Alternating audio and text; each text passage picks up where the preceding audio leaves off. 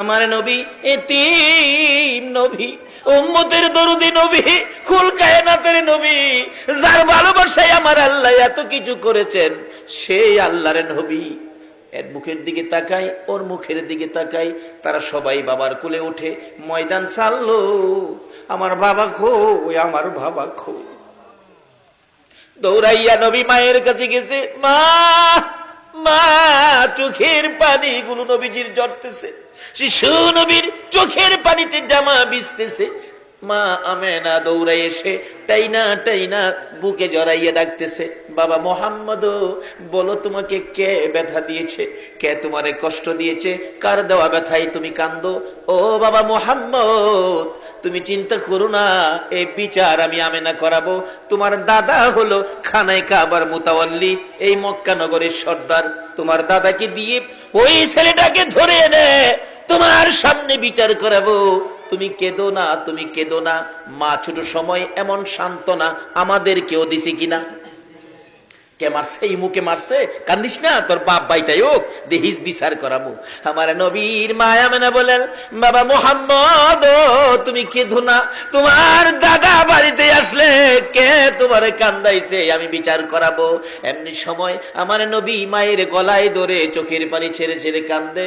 মা, মা গো, এই জগতের কেউ আমারে কান্দায় নাই, কেন তুমি কান্দতেছো মা গো?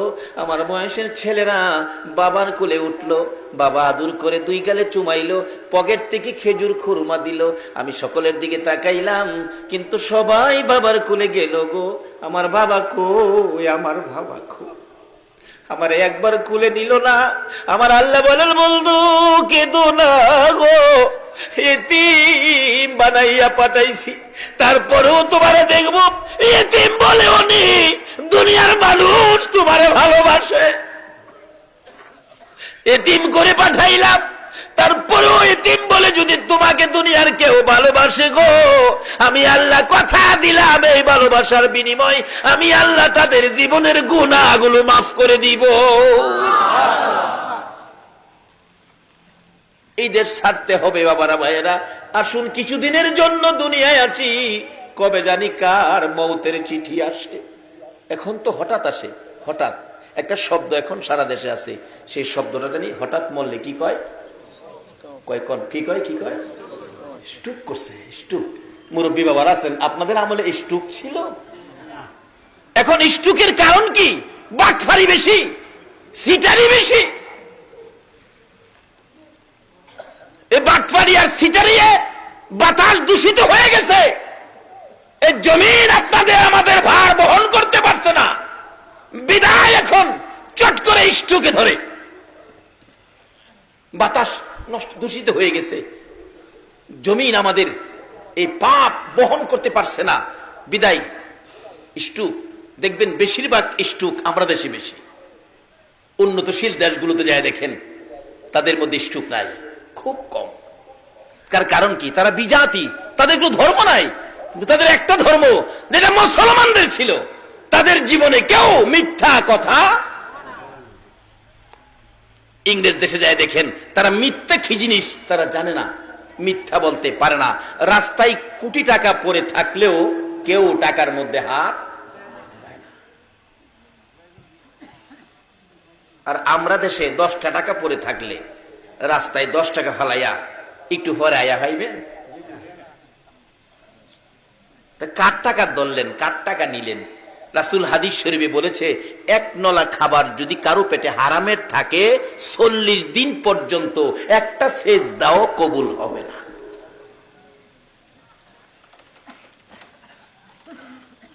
সত্য নিয়ে গেছে বিজাতিরা, আজকে তারা উন্নত, আর মিথ্যার সাগরে বেশি আছি, সুদের সাগরে, ঘুষের সাগরে। এই জন্য আজকে আমরা বিশ্ব জুড়ে আমরা ঘৃণিত, আর তারা সত্য নিয়ে তারা আজকে উন্নত। আসুন, আমাদের একটাই সম্পদ, আমরা মুসলমান, আমরা ইসলাম ধর্ম গ্রহণ করেছি। ইসলাম শব্দের অর্থ কি হবে? সবাই বলুন, কি হবে? শান্তি। আজকে কি আমরা শান্তিতে আছি? কেন নাই তার কারণটা বের করে আনতেছি, একটু লম্বা হয়ে যাইতেছে, আপনাদের কষ্ট হইতেছে? বাবারে একটা দিন কষ্ট করেন, কারণ একদিন এই পৃথিবীতে আমরা ছিলাম না, আর একদিন আমরা পৃথিবীতে কেউ থাকবো না। আগে যারা আসছিল তারা চলে গেছে, আমরা যারা আছি আমাদেরও যাওয়ার বিষয়ে পড়ছে, শুধু ফ্লাইট ডেটটা বাকি রয়েছে। কবে জানি মসজিদের কোনার থেকে 4 পায়া ফ্লাইট আপনার উঠানে আইসা নামবে, আপনাকে সাদা কাফন পরায়া, মাথার মুড়ি পায়ের মুড়ি বাইদা এই বিমানের মধ্যে উঠায়া আতর সুরমা দিয়া আপনাকে সাজায়া দিবে। যেই বিমান আপনাকে নিয়ে রওনা হইলে আর কোনদিন এই বাড়িতে আসবে না। যত দামি বাড়ি হোক, যত বড় বাড়ি হোক, যত দামের বিছানাই হোক, আপনাকে এই বাড়িতে আর আনা হবে না। তাই সে অবস্থানের আগে আমরা এখন কি করতে হবে? ইসলামটা আমরা বুঝি নেই, নবীর আদর্শটুকুন বুঝি নেই। আমার নবী বলতেছেন, চাচা চাচা গো, একদিন আমারে মায়া করছিলা, সেই দিনটা কোনটা? আপনাদের কষ্ট হইতেছে না তো? মা ডেকে ডেকে বলেন, বাবা কান্দিস না, আমি বিচার করাবো। কি ব্যথা বলো? মা আমার ব্যথা হলো নাই নাই বাবা নাই, আমি বাবার কোলে উঠতে পারলাম না। আমেনা ছেড়ে দিলেন বাবাকে, মোহাম্মদকে ছেড়ে দিয়ে বললেন, ও বাবা মোহাম্মদ, এই ব্যথায় কাঁদলে আমারও তো কান্না সেরে, আমিও তো অল্প বয়সে স্বামী হারা হয়েছি, নাই তোর বাবা তো জগতে নাই। কানতে কানতে দাদার কাছে গেছে, দাদা গো আমার বাবা কই, আমারে খবর দেখাইয়া দেন, খোঁজ দেখাইয়া দেন। দাদাও কান্দে, নাতি আমারও আদরের ছেলে ছিল তোর বাবা আব্দুল্লাহ, আমার বড় আদরের ছিল, ছোট ছেলের প্রতি আদর বেশি হয়ে যায়, আমিও তো কান্দি, তোর বাবা তো এই জগতে নাই, এ খোঁজ আমি তোকে দিতে পারবো না। আমার নবী সেই বয়সে মা যখন বাবার খোঁজ দিল না, দাদা ও বাবার খোঁজ দিল না, আমার নবী বিকাল বেলা কানতে কানতে মক্কা নগরের সবচেয়ে উঁচু পাহাড়ের উপরে উঠেছে। পাহাড়ের উপরে দাঁড়াইয়া দাঁড়াইয়া শিশু নবী কান্দে, সামনের দিকে তাকায়া তাকায়া ডাকে, বাবা বাবা গো বাবা, কোথায় লুকাইছো? আমি তোমার সন্তান ডাকতেছি, আসো না একবার আমারে কোলে উঠাইয়া নাও না। নিচে দিয়া যাচ্ছিল আবু জাহেল, কোত্থেকে জেনে আসছে।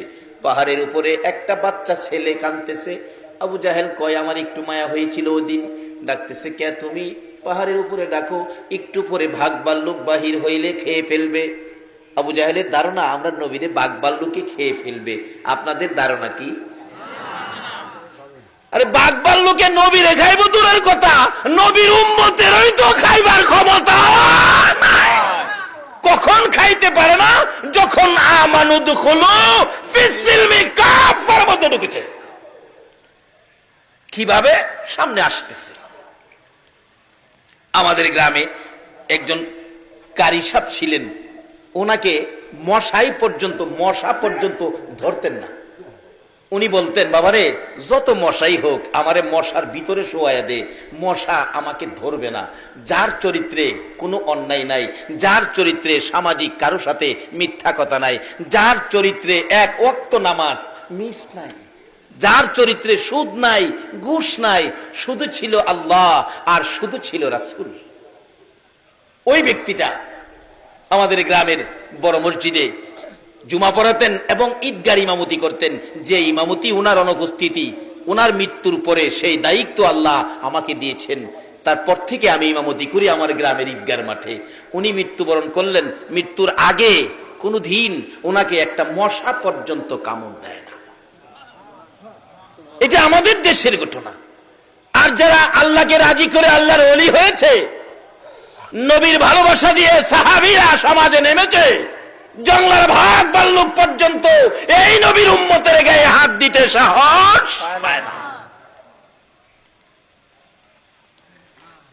আজকে এই শান্তির অবস্থান ছেড়ে দিয়ে সাধারণ জিনিসের জন্য আমরা অশান্তির আগুনে ঝাঁপ দিতেছি।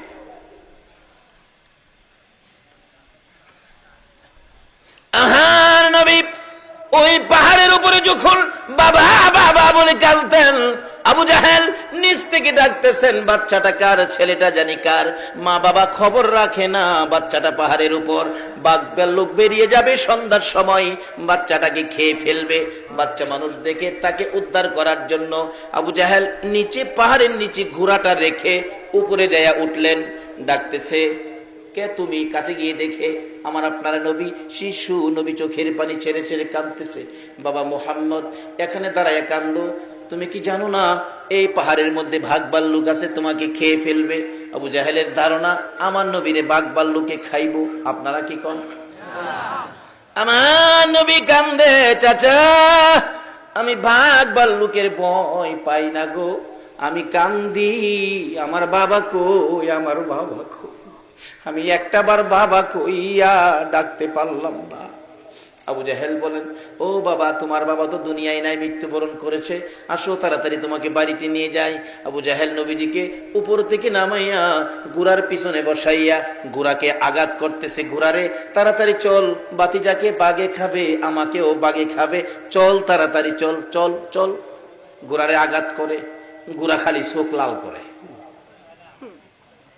উঠে না, মারে,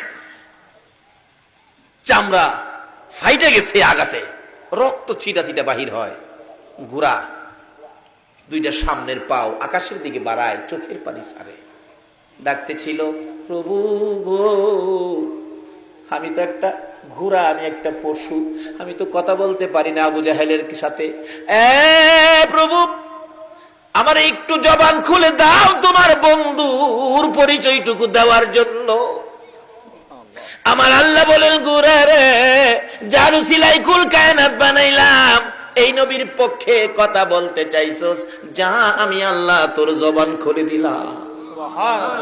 যেই নবীর পক্ষে গেলে ঘোড়ার জবান খুইলা দেয় গো, এই নবীর পক্ষে গেলে আমরা কি শান্তি পাইতে পারি না? ঘোড়া যদি জবান খুলতে পারে, জবান পাইতে পারে, আমরা কি শান্তি পাইতে পারি না? জবান তো খুলে গেল ঘোড়া। ঘোড়া মাথাটা পিছনের দিকে ঘুরাইয়া ডাকতেছে, রে আবু জাহেল। ওখান ঘোড়া মানুষের মতো কথা বলতেছে আবু জাহেলের দিকে তাকাইয়া, বলুন আবু জাহেলের মাথা ঠান্ডা না গরম? হায় হায়, কি কই রে? ও আবু জাহেল, আমারে কতগুলো আঘাত করলি, দেখ কত জায়গায় চামড়া ফাইটা রক্ত পড়তেছে। আবু জাহেল রে, তারপরও আমি উঠি না রে।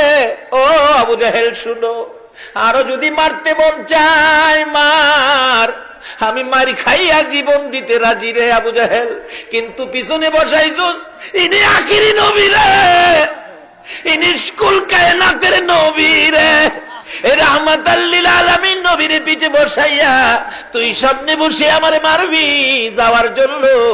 আমি ঘোড়া বলে দিলাম রে, আমার জীবন যাবে, আমি সামনে যাব না। যতক্ষণ পর্যন্ত শিশু নবীকে সামনের বাগে না বসাবি, তুই পিছনে না যাবি, আমি ঘোড়ার জীবন যাবে, আমি সামনে যাব না। আবু জাহেল কই, ভাতিজা দেরি করা যাবে না, ভাগের ভয়, তাড়াতাড়ি সামনে আসো।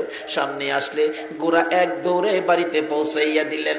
আবার আব্দুল্লাহ কলিজার টুকরা, নয়নের মণি, আমার আপনার নবী শিশু মুহাম্মদকে ওই আবু জাহেল পৌঁছাইয়া দিলেন আমেনার কাছে। আবু জাহেল বলতেছেন, আমেনা গো, তোমার ছেলেকে পাহাড় থেকে আমি নিয়ে আসছি, যদি তোমার ছেলেকে আমি না নিয়ে আনতাম, জংলার বাঘ তোমারে খেয়ে ফেলতো। আমেনা মুস্কি মুস্কি হাসে, হাসো তুমি, ছেলেরে খেয়ে ফেলতো আর তুমি হাসো। আমেনা বলেন, ও আবু জাহেল, আমার এই ছেলেরে জংলার বাঘে খাবে না। বলো কি, তুমি কি আরো বড় কথা কও? রে আবু জাহেল, বড় কথা বলি কেমনে শুনো।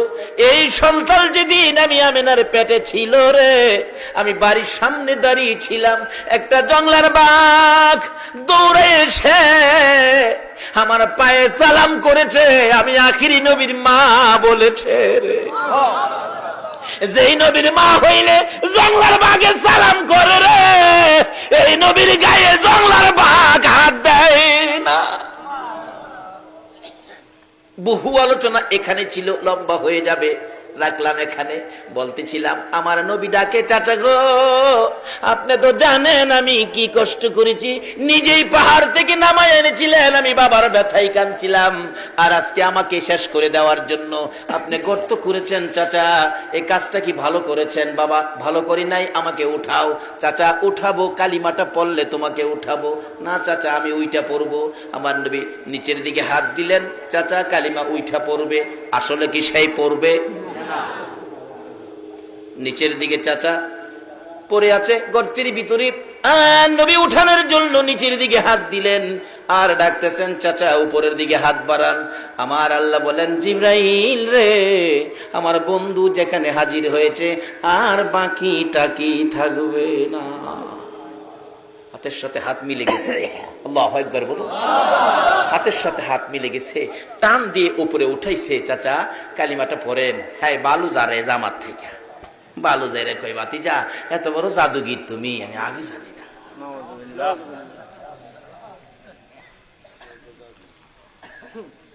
এত কষ্ট দিছে পরেও দেয়, এরপরও ইসলাম যার কাছে তার বিপদে এত কষ্ট যে দিছে, অথচ ইসলাম যার কাছে সেই নবী এরপরও তার উপকারের জন্য যায়, তার ক্ষতি করতে যায় না।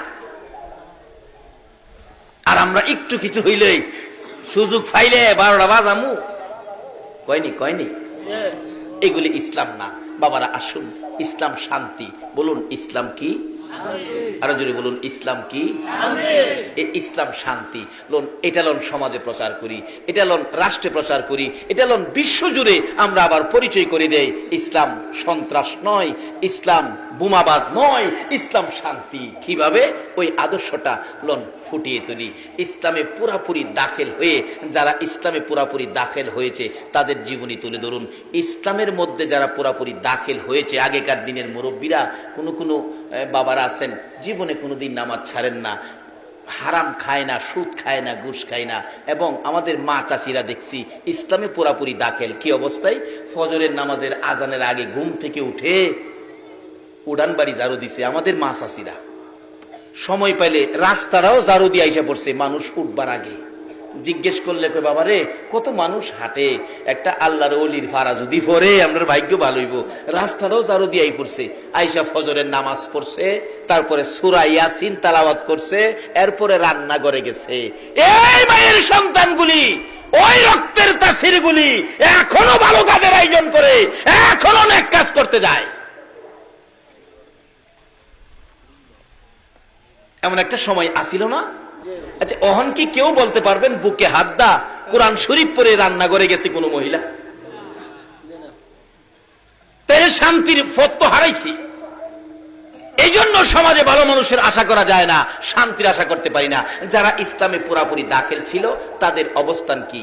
আজকে আমরা আল্লাহর ওলিদের জীবনী, যাদের ডাক এখনো আমার আল্লাহ শুনে, আল্লাহর ওলিদের ডাক এখনো আমার আল্লাহ শুনে, দুনিয়া থাকতেও শুনে, কবরে গেলেও শুনে। আল্লাহু আকবার বলুন। কবরে গেলে ডাক শুনেছে। সিলেটের জমিনে দুইটা ঘটনা। সিলেটের বেয়ানীবাজার থানা, আমি নাম বলে দিচ্ছি, বেয়ানীবাজার থানা, থানা সংলগ্ন একটা মসজিদ মাদ্রাসা। ওই মাদ্রাসার পাশে একজন আল্লাহর ওলি মৃত্যুর পরে দাফন করবে এখানে। আল্লাহর ওলি মৃত্যুর আগে বলেছিলেন, বাবারা আমি মরে গেলে আমাকে দাফন করবা মসজিদের উত্তর পাশে কবরস্থান, সারাটা জীবন আমার পাওটা মসজিদের দিকে থাকবে। এটা মসজিদ, কবরস্থান মসজিদের দিকে থাকবে, আমার পাওটা মসজিদে থাকুক, এটা আমি চাই না। তোমরা একটা কাজ করো, আমি মারা গেলে আমাকে পূব পশ্চিম দাফন করো। বেয়ানীবাজার থানার ঘটনা বলছি, কবরটা আমি জিয়ারত করে আসছি, পূব পশ্চিম দাফন করো। কিন্তু আলেম ওলামারা কয় এটা শরীয়তে নাই। মৃত্যুর পরে তাকে উত্তর দক্ষিণ দাফন করা হলো, পাওটা মসজিদের দিকে দিয়ে। দেখা গেল মানুষ দাফনের কাজ শেষ করে একটু দূরে যাইতে না যাইতেই একটা শব্দ হইতেছে, শুশু শুশু শব্দ। শব্দ শুনে পিছনের দিকে লোকেরা তাকাইলো, তাকাইয়া দেখে ওই মাটির নিচ আল্লাহর ওলি শুয়েছিলেন। আল্লাহর ওলি ডাক দিয়েছে, আল্লাহ আমাকে তারা দেয় না পূব পশ্চিম থাকতে, উত্তর দক্ষিণ দিয়েছে, তোমার ঘরের দিকে পাও রাখবো না, আমাকে পূব পশ্চিম করে দাও। অটোমেটিকলি মাটির কবর ঘুরে উত্তর দক্ষিণের কবর পূব পশ্চিম হয়ে গেছে। ইসলামে পুরাপুরি দাখিল হইয়া কবরে শুইয়া ডাক দিলেও আমার আল্লাহ ওই ব্যক্তির ডাক। বৃহত্তর সিলেট, এতে কাছাকাছি হবিগঞ্জ জেলায় চুনারুঘাট থানায় আল্লাহর ওলি সৈয়দ নাসির উদ্দিন সিফা সালা, উনি মৃত্যুর আগে বলেছিলেন, আমি যেদিকে মাথা দিয়ে মৃত্যুবরণ করব সেদিকে মাথা দিয়ে আমারে দাফন করবি। কিন্তু মৃত্যুবরণ করেছে পশ্চিম দিকে মাথা দিয়া। আলেম ওলামারা কয় এটা সম্ভব না, বললেই হবে না, এটা উত্তর দক্ষিণ দাফন করতে হবে। দাফন করার পর ঠিক তদরূপ এরকম শাসা শব্দ হইতেছে। পিছনের দিকে লোকেরা তাকাইয়া দেখে সৈয়দ নাসির উদ্দিন সিফা সালা চুনারুঘাটের জমিনে ওই কবর ঘুরে পূব পশ্চিম হয়ে গেছে। এখনো যায়া দেখেন কবর পূব পশ্চিম। ইসলাম চিনলেন না? ইসলাম শান্তি, শান্তির ভিতরে ঢুকতে পারলেন না? আসুন না ইসলামে ঢুকে ডাক দেন, সঙ্গে সঙ্গে আপনার ডাক আমার আল্লাহ কবুল করবে।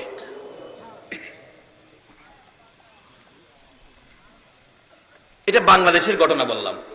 আসুন ভারতে যাই। ভারতের উত্তরপ্রদেশ নিজের চোখে দেখে আসছি, কারো কাছে শুই না। ভারতের উত্তরপ্রদেশ, জায়গাটার নাম শফিপুর। এক আল্লাহর ওলি বলেছিলেন, আমাকে মৃত্যুর পরে মাটির নিচে দাফন করিস না, মাটির উপরে রাখবি। হুজুর মাটির উপরে রাখলে কথা বাড়াইস না, আমি যা কই তা শুনিস। মৃত্যুর পরে লাশটা কাফন পরাইয়া জানাজা শেষ করে মাথার মুড়ি পায়ের মুড়ি বান্ধা মাটির উপরে রেখে দিলেন। এটা আলগা কাঠের হালকা একটা বাক্স দিয়া ঘুরে ফিরেছে, আলগি দিলেই লাশ। নিজের চোখে দেখে আসছি। খাদেমকে জিজ্ঞেস করলাম, খাদেম সাহেব এই লাশটা কতদিন যাবত মাটির উপরে?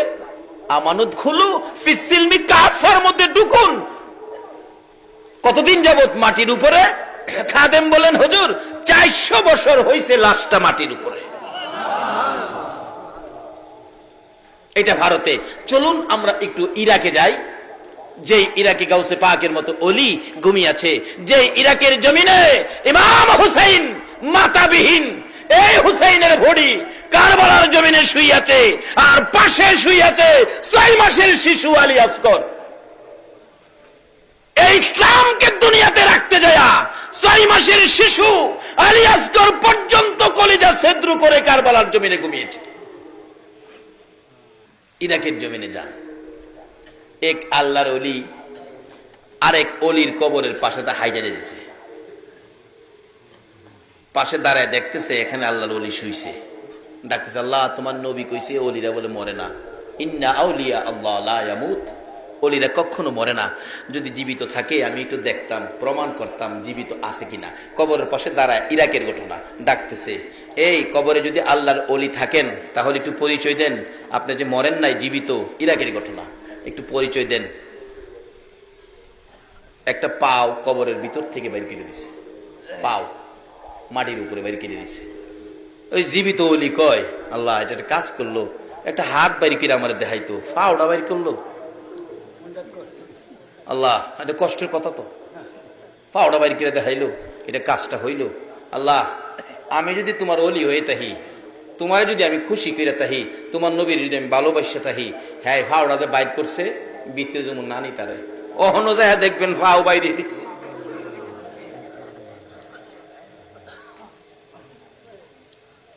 লিবিয়ার জমিনে এক মহিলা রাস্তা দিয়ে যাচ্ছে, এক যুবক তার নজর ভালো না, মহিলার দিকে আসতেছে, মহিলাটার ইজ্জতের উপর হামলা করবে।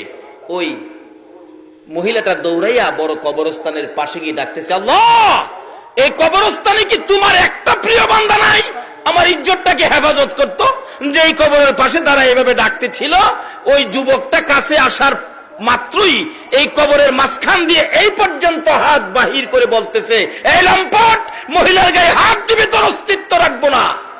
এই যুবক, ইসলাম শান্তি, ইসলাম কোনোদিন কারো ক্ষতি করতে দেয় না, ইসলাম নিজে ক্ষতি হইলেও অন্যকে কষ্ট দেয় না।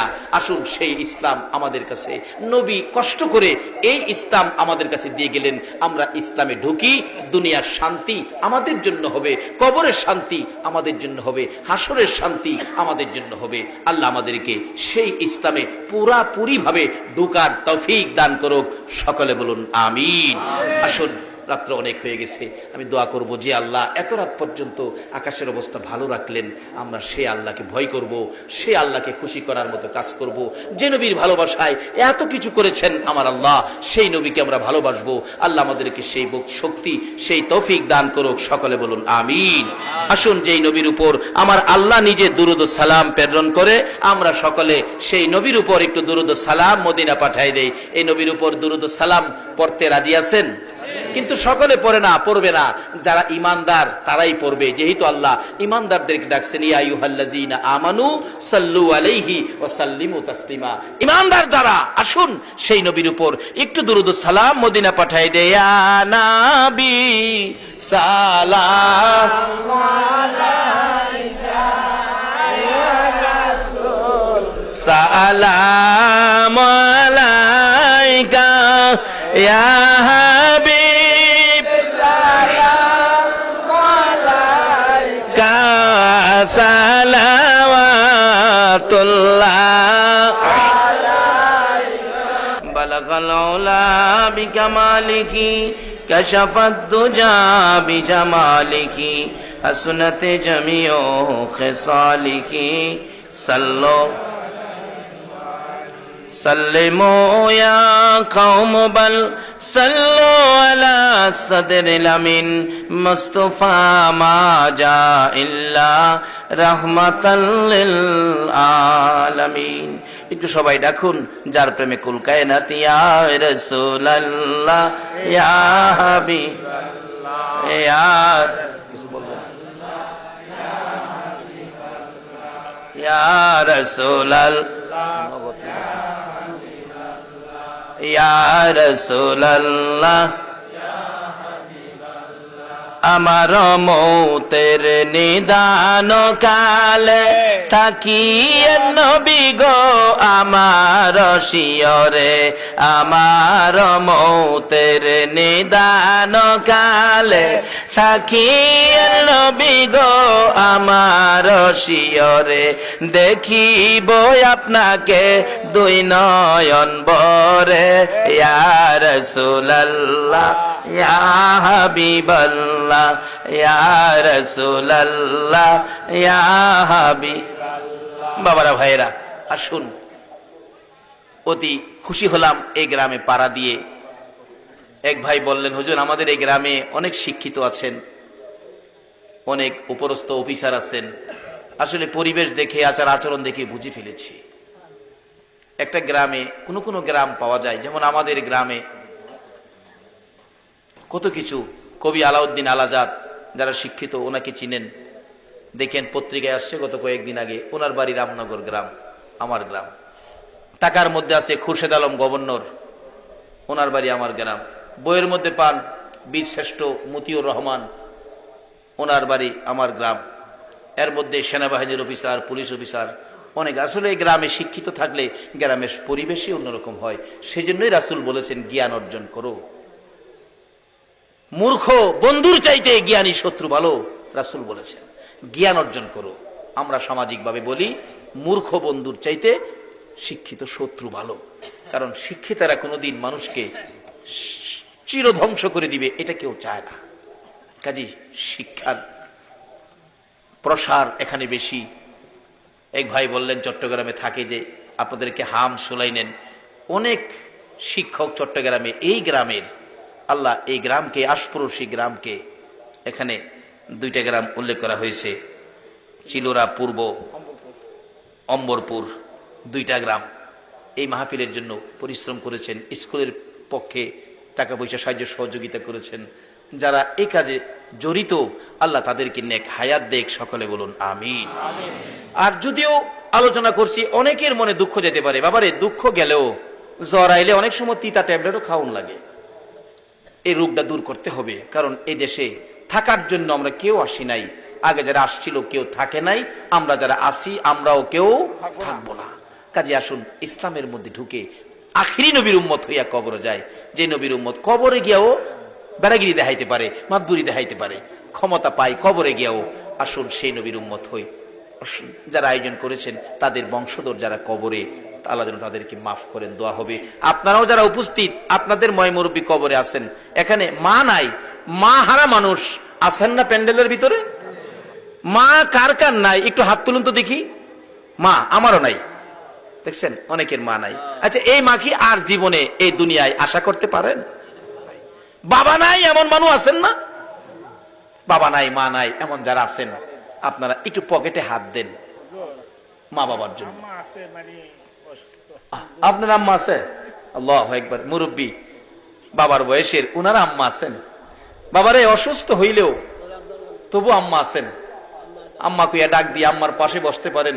যে মার চেহারার দিকে তাকাইলে আল্লাহর কসম একটা কবুল 7টা উমরা হজের সওয়াব দেয়া দেয়। আমার মা অসুস্থ, মানুষে বলে খতমে সাফা পড়ান আপনার মার জন্য। আমি বলি না, খতমে সাফা পড়াইলেই তো আমার মার মৃত্যু হয়ে যাবে। একটা দিন যদি বেশি থাকে আমি হাজার হাজার হজ আমি রোজগার করব, এই মার জন্য খতমে সাফা পড়াবো না। শুধু দোয়া করেছি, আল্লাহ আমার মাকে সুস্থ করে আরামের আইসাস নেক হায়াত দাও। কাজী হায়াত না থাকলে থাকবে না। মা হারা মানুষ, বাবা হারা মানুষ আছেন, যদি মুরব্বীর মতো মা দুনিয়ায় থাকে, এও আপনারা দোয়া চান মা যতদিন বেঁচে থাকে কবুল হজের নেকি আপনার আমল নামায় আসবে। তাই মা হায়াতে আছে, বাবা হায়াতে আছে, বেঁচে থাকুক, সে উদ্দেশ্য এই মাহফিল কোরআনের পক্ষে, রাসূলের ভালোবাসায়। পকেটে একটু হাত দেন, হুজুর মায়ের জন্য বাবার জন্য দোয়া করবেন। আমরা এই মাহফিলে শরীক হব, যারা এই মাহফিলের আয়োজন করেছে আমরা তাদের পাশে দাঁড়াবো। একটু পকেটে হাত দেন তো, দেখেন কার পকেটে কি আছে। মায়ের নিয়তে, বাবার নিয়তে, দাদা দাদি যাদের কবরে, যে দাদা একটু চিৎকার দিলে দাদা দৌড়ে আইসা নাতিরে কোলে নিত, দাদি নাতিরে কোলে নিত, এই দাদা দাদির জন্য, মা বাবার জন্য, বংশের ময় মুরব্বী কবরে, তাদের রুহের মাগফিরাতের জন্য। মা বাবাকে দুঃখ দিলে নামাজে রোজা যাই বিফলে, মা বাবাকে দুঃখ দিলে নামাজে রোজা যাই বিফলে, মার কলিজায় আঘাত দিলে খোদা সহে না, মার কলিজায় আঘাত দিলে খোদা সহে না। আল্লাহ নবীজির দয়া তারা পাবি না, হায়রে আল্লাহ নবীজি দয়া তারা পাবে না। মা বাবা অতি আপন, মা বাবার কর যতন, মা বাবা অতি আপন, মা বাবার কর যতন, 3 কথার সাথী পায়া বুইলা যায়ও না, 3 কথার সাথী পায়া বুইলা যায়ও না। আল্লাহ নবীজির দয়া তারা পাবি না, হায়রে আল্লাহ নবীজির দয়া তারা পাবে না। তোফাজ্জলে ডাইকা বলে মা বাবার দোয়া পেলে, তোফাজ্জলে ডাইকা বলে মা বাবার দোয়া পেলে, দুঃখ কষ্ট যাবে চলে কিছুই রবে না, দুঃখ কষ্ট যাবে চলে কিছুই রবে না। আল্লাহ নবীজির দয়া তারা পাবি না, হায়রে আল্লাহ নবীজির দয়া তারা পাবে না। মা বাবার কথা মতো যেজন চলে না, মা বাবার কথা মতো যেজন চলে না, আল্লাহ নবীজির দয়া তারা পাবি না, হায়রে আল্লাহ নবীজির দয়া তারা পাবে না। আসলে ফুলাফানে গাইলে সুন্দর লাগে। জানি না কিভাবে ডাকবো মাবুদ, জানি না কিভাবে ডাকলে জীবনের গুনাহ ক্ষমা পাবো। মাবুদ, না জানিয়া না বুঝিয়া বেবুস শিশুর মতো হাজার হাজার মানুষ লইয়া হাত বাড়াইছি। মাবুদ রে, আমরা গুনাহ করিতে জানি আর তুমি মাপ দিতে জানো, মাপের আশায় হাত বাড়াইছি। কার জীবনে কত গুনাহ হিসাব জিগাইও না।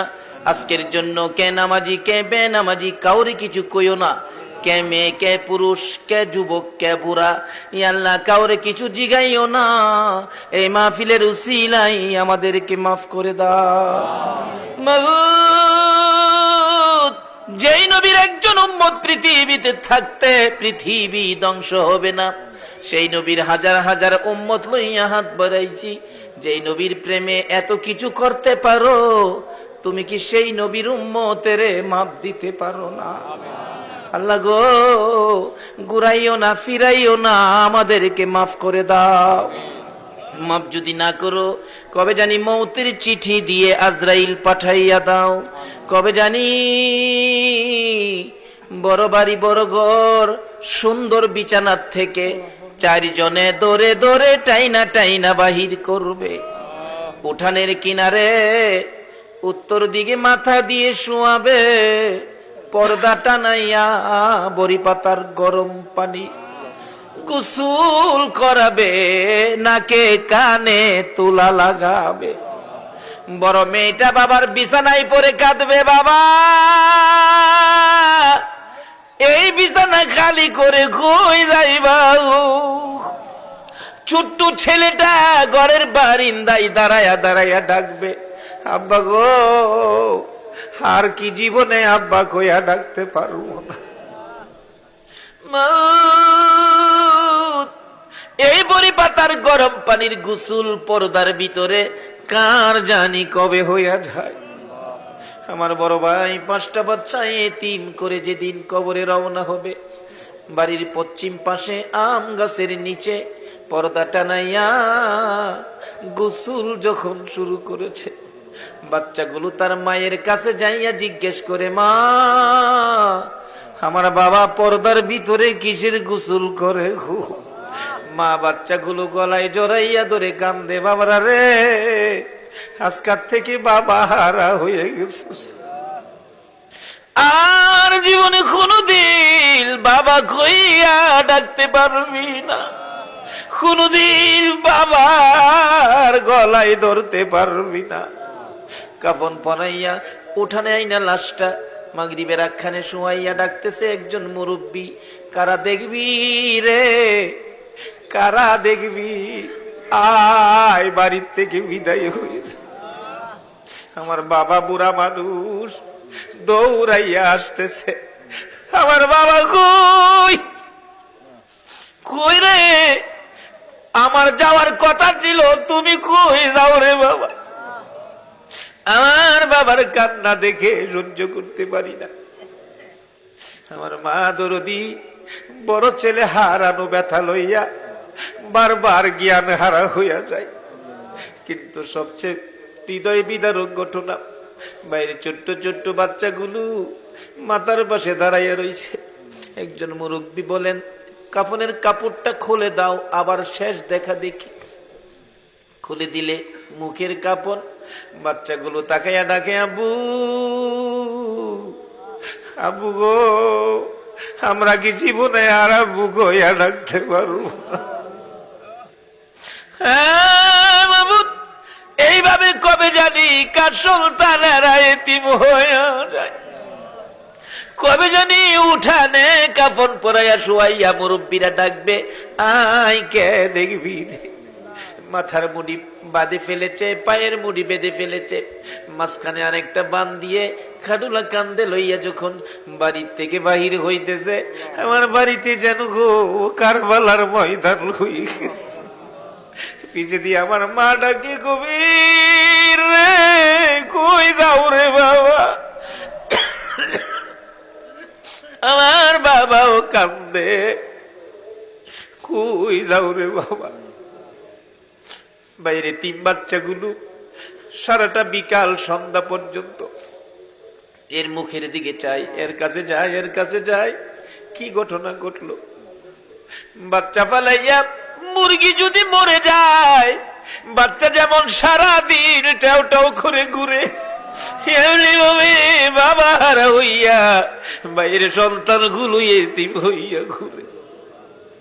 এইভাবে কবে জানি কার সন্তানের এতিম হয়ে যায়, কবে জানি কার বিছানা খালি হয়ে যায়, কবে জানি কার দোকানে 3 দিনের জন্য বন্ধ হয়ে যায়, কবে জানি কার অফিসে কালো নিশান উইরা যায়।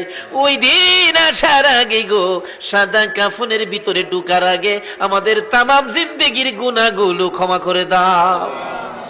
মাবুদরে, হাজার হাজার মানুষ লইয়া আরেকটা দরখাস্ত করি, তুমি কিন্তু রাগ হইও না গো আল্লাহ। মাবুদ, এত রাত পর্যন্ত যারা কষ্ট করে বসে হাত 2টা বাড়াইয়া দিল, তুমি জিগাও না তারা কেন হাত বাড়াইছে? মাবুদ রে, আমার মন বলে অনেকে বাড়িতে ইচ্ছে থাকলে যাওয়ার জন্য, তবু গেল না, মনে বড় ব্যথা। আমি জিজ্ঞেস করলাম কার মা নাই? কয়েকজনে হাত বাড়াইছে মা নাই, কয়েকজনে হাত বাড়াইছে বাবা নাই। মাবুদ, তারা কোন আগুন বুকে লইয়া বসে আছে, কার বুকে জানি আগুন? মা নাই রে, মা নাই। কার বুকে ব্যথা? বাবা নাই, বাবা নাই। মায়ের অবাবি বাবার অবাই হইয়া যারা দুইটা হাত বাড়াইছে গো আল্লাহ, আর দেরি করো না, এই মুহূর্তে ওই সকল মা বাবার কবরগুলো জান্নাতের বাগান বানাইয়া দাও।